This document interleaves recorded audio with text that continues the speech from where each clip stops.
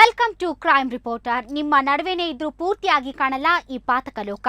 ನಮ್ಮ crime reporter team crime ಬೀಟ್ಗೆ ಇಳಿದ್ರೆ ಪಾತಕಗಳು ಬಯಲಾಗ್ತವೆ, ಪಾತಕಿಗಳು ಸಿಕ್ಕಿ ಬೀಳ್ತಾರೆ, ಪೊಲೀಸರು ಕುತ್ಕೊಂಡು ಕತೆ ಹೇಳ್ತಾರೆ. ಬನ್ನಿ, ಇಂತಹ ಅಪರಾಧ ಜಗತ್ತಿನ ಕುರಿತ ವಿಭಿನ್ನ ನೋಟವೇ ಈ ಕ್ರೈಮ್ ರಿಪೋರ್ಟರ್. ಪೂಜಾ ಗಾಂಧಿ ಅನ್ನೋ ಮಳೆ ಹುಡುಗಿ ಬಗ್ಗೆ ಕ್ರೈಮ್ ರಿಪೋರ್ಟರ್ನಲ್ಲಿ ಹೇಳ್ಬೇಕಾಗಿ ಬರುತ್ತೆ ಅಂತ ನಮಗೂ ಅನ್ಸಿರ್ಲಿಲ್ಲ. ನಾವೇನಿದ್ರು ಕ್ರೈಮ್ನವರು, ಕಳ್ಳರು, ಸುಳ್ಳು, ಕ್ರಿಮಿನಲ್ಗಳ ಬಗ್ಗೆ ಮಾತನಾಡೋರು.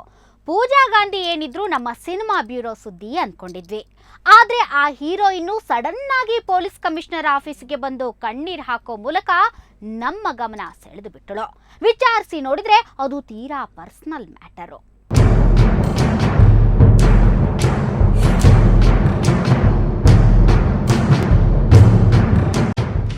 ಕನ್ನಡ ಸಿನಿರಸಿಕರ ಹಾಟ್ ಫೇವ್ರಿಟ್ ಪೂಜಾ ಗಾಂಧಿಯ ಪ್ರಾಣ ಹಿಂಡಲಾಗ್ತಿದೆಯಂತೆ. ತಪ್ಪು ತಿಳ್ಕೊಬೇಡಿ, ಈ ಹುಡುಗಿಗೆ ಗೋಲ್ಡನ್ ಸ್ಟಾರ್ ಗಣೇಶೋ ಗುರು ಕಿರಣೋ ಕಷ್ಟ ಕೊಡ್ತಿಲ್ಲ. ಈಕೆಗೆ ಟಾರ್ಚರ್ ಆಗ್ತಿರೋದು ಈತನಿಂದ.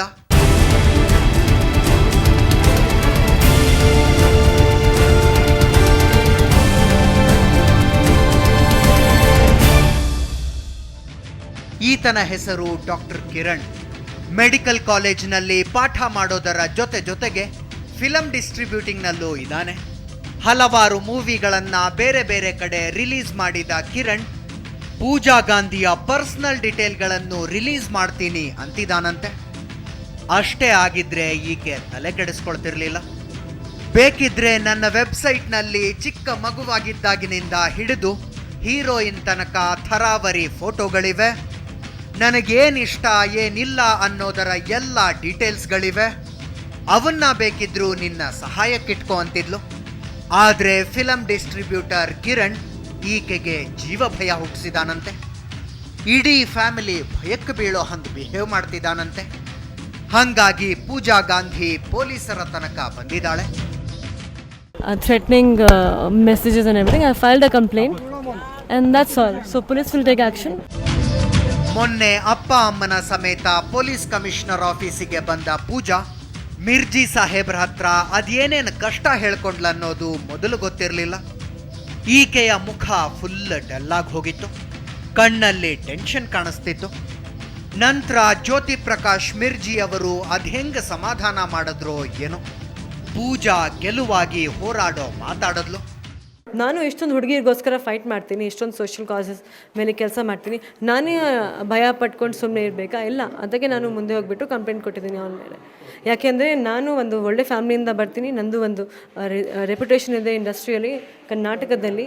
ನಾನು I represent so many women, I work for so many people and nobody ಯಾರಿಗೂ ನನ್ನ ಬಗ್ಗೆ ತಪ್ಪಾಗಿ ಮಾತಾಡೋಕ್ಕೆ ರೈಟ್ ಇಲ್ಲ. ಈಕೆಯೊಬ್ಬಳಿಗೆ ಅಂತಲ್ಲ, ಸುಖ ಸುಮ್ಮನೆ ಯಾರನ್ನಾದ್ರೂ ಹರ್ಟ್ ಮಾಡೋ ಹಂಗೆ ಮಾತಾಡೋ ರೈಟ್ಸು ಯಾರಿಗೂ ಇಲ್ಲ. ಆದರೆ ಎಲ್ಲರೂ ಪೂಜಾ ಗಾಂಧಿ ಥರ ಹೋರಾಡೋ ಧೈರ್ಯ ಮಾಡಲ್ಲ.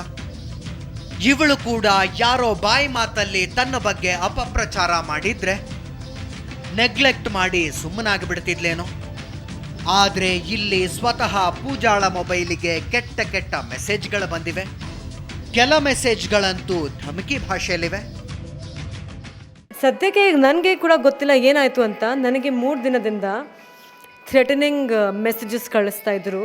ಅಂದರೆ ನಿಮ್ಮ ರೆಪ್ಯುಟೇಷನ್ ಡ್ಯಾಮೇಜ್ ಮಾಡಿಬಿಡ್ತೀನಿ, ನಾನು ಇದು ಮಾಡಿಬಿಡ್ತೀನಿ, ನಿಮ್ಮ ಬಗ್ಗೆ ಇದೆಲ್ಲ ಮಾತಾಡ್ತೀನಿ, ತುಂಬ ಕೆಟ್ಟದಾಗಿ ಅಸಹ್ಯವಾಗಿ. And messages were like very very offensive. ಆಮೇಲೆ ತುಂಬ ಕೆಟ್ಟ ಲ್ಯಾಂಗ್ವೇಜ್ ಭಾಷೆ ಯೂಸ್ ಮಾಡಿದ್ದಾರೆ. ಮಾತಾಡಿದ್ರೆ ಮೈಂಡ್ ಯುವರ್ ಟಂಗ್ ಅಂತ ಕೋಪನ ಹೊರಹಾಕಬಹುದು. ಆದರೆ ಮೆಸೇಜ್ ಮಾಡಿದ ಪುಣ್ಯಾತ್ಮನಿಗೆ ಏನನ್ನಬೇಕು? ಅಫ್ಕೋರ್ಸ್ ವಾಪಸ್ ಉಗಿಬೇಕು. ಅಟ್ಲೀಸ್ಟ್ ಬೈದು ಮೆಸೇಜ್ ಹಾಕೋದು ಸಾಮಾನ್ಯ ಜನರ ಬಿಹೇವಿಯರು. ಆದರೆ ಪೂಜಾ ಈ ಕಿರಣ್ನ ಮೆಸೇಜ್ ನೋಡಿ ಅದೇನನ್ನೂ ಮಾಡಲಿಲ್ವಂತೆ. ನನ್ನ ಹತ್ರ ಎಲ್ಲ ರೆಕಾರ್ಡ್ಸ್ ಇದೆ, ನಾನು ಪೊಲೀಸ್ ಹತ್ರ ಎಲ್ಲ ರೆಕಾರ್ಡ್ಸ್ ಇದೆ. ನನ್ನ ಫೋನ್ ಅವ್ರ ಹತ್ರನೇ ಇತ್ತು. ಆ್ಯಕ್ಚುಲಿ ಪೊಲೀಸವ್ರ ಹತ್ರ ಎಲ್ಲ ಮೆಸೇಜ್ ಅವರು ರಿಟ್ರೀವ್ ಮಾಡಿದ್ದಾರೆ. ಫಸ್ಟ್ ಥ್ರೆಟ್ನಿಂಗ್ ಶುರು ಮಾಡೋಕ್ಕೆ ಫಸ್ಟ್ ಸ್ಟಾರ್ಟ್ ಮಾಡಿದ್ದಾರೆ ಅವರು. ನಾನು ಸೆಕೆಂಡ್ ಕೂಡ ನಾನು ಅವ್ರಿಗೇನು ಥ್ರೆಟ್ನಿಂಗ್ ಮೆಸೇಜ್ ಕಳಿಸೇ ಇಲ್ಲ. ನನಗೆ ಅವನಿಗೂ ಏನೋ ಸಂಬಂಧ ಇಲ್ಲ, ನಾನು ಏನೂ ಮಾತಾಡಿಲ್ಲ. ಅವರು ಫಸ್ಟು ನನಗೆ ಥ್ರೆಟ್ನಿಂಗ್ ಮೆಸೇಜಸ್ ಕಳ್ಸೋಕ್ಕೆ ಸ್ಟಾರ್ಟ್ ಮಾಡಿದ್ದಾರೆ. ಆವಾಗ ಕೂಡ ನಾನು 3-4 ಮೆಸೇಜಸ್ ಇಗ್ನೋರ್ ಮಾಡಿದೆ. ಓಕೆ ಸರಿ, ಒಂದು ಮ್ಯಾಡ್ ಅವನು ಕಳಿಸ್ತಾ ಆಯಿತು, ಈ ಥರದ್ದು ಜನದು ಹ್ಯಾಬಿಟ್ ಇರುತ್ತೆ ಅಂತ. ಹ್ಯಾಬಿಟ್ ಮನೆ ಹಾಳಾಗ ಅದ್ಯಾರಿಗೋ ಕೈ ತುರಿತಿದೆ ಅಂದರೆ ಹೊಡಿ ಅಂತ ಕೆನ್ನೆ ತೋರಿಸೋದಕ್ಕಾಗತ್ತಾ? ತೀರಾ ಆತ್ಮೀಯರ್ಯಾರೋ ಸಿಟ್ಟಿಗೆದ್ದಾಗ ಮಾತ್ರ ಸ್ವಲ್ಪ ಸಹನೆ ಇರುತ್ತೆ. ಇದನ್ನ ಗಮನಿಸಿದ್ರೆ ಕಿರಣ್ ಮತ್ತು ಪೂಜಾಗೆ ಕ್ಲೋಸ್ ರಿಲೇಷನ್ನೇ ಇತ್ತು ಅನ್ಸುತ್ತೆ. ಆದರೂ ಈಕೆಯ ಗಾಂಧಿಗಿರಿನ ಮೆಚ್ಚಲೇಬೇಕು. ನಾನು ತುಂಬ ಸಾಫ್ಟ್ ಆಗಿದ್ದೀನಿ, ನಾನು ಯಾರಿಗೂ ಏನೂ ಹೇಳಲ್ಲ. ನನಗೆ ಯಾರ ಮೇಲೆ ಎನಿಮಿಟಿ ಇಲ್ಲ, ಯಾರ ಜೊತೆ ನಂದು ಜಗಳ ಇಲ್ಲ, ಏನೂ ಇಲ್ಲ. ಓಕೆ, ನನಗೆ ನಾನು ನನ್ನ ಜೀವನದಲ್ಲಿ ಸ್ವಲ್ಪ ಎಥಿಕ್ಸ್ ಇದೆ. ನಾನು ಕರೆಕ್ಟಾಗಿರ್ತೀನಿ, ಬೇರೆಯವರು ಕರೆಕ್ಟಾಗಿದ್ದರೆ ನನ್ನ ಸರ್ಕಲಲ್ಲಿ ಇರ್ತಾರೆ, ಇಲ್ಲ ಅಂದರೆ ಇರಲ್ಲ, ಅಷ್ಟೇ. ಅಂದರೆ ಈಗ ಕಿರಣ್ ಸರಿ ಇಲ್ವಾ?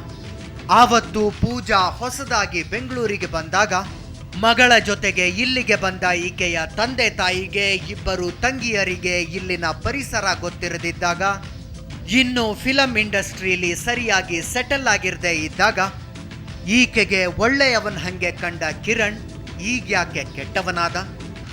ಇಷ್ಟು ವರ್ಷಗಳಲ್ಲಿ ಇವರಿಬ್ಬರ ನಡುವೆ ನಡೆದದ್ದೇನು? ಒಂದು ಕಾಲಕ್ಕೆ ಅವನೇ ಆಪತ್ ಬಾಂಧವ.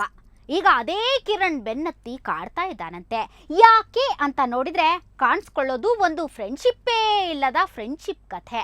ಸುತ್ತಲಿನವರು ಸಂಶಯ ಪಡುವಷ್ಟು ಆತ್ಮೀಯರಾಗಿದ್ದ ಅವರು ಹಿಂಗೆ ಬೀದಿಯಲ್ಲಿ ನಿಂತು ಕಿತ್ತಾಡ್ಕೊಳ್ಳುವಂತಹ ಮೆಸೇಜ್ ಕಳಿಸಿಕೊಂಡಿದ್ಯಾಕೆ ಅನ್ನೋದನ್ನ ಒಂದು ಸಣ್ಣ ಬ್ರೇಕ್ನ ನಂತರ ಹೇಳ್ತೀವಿ.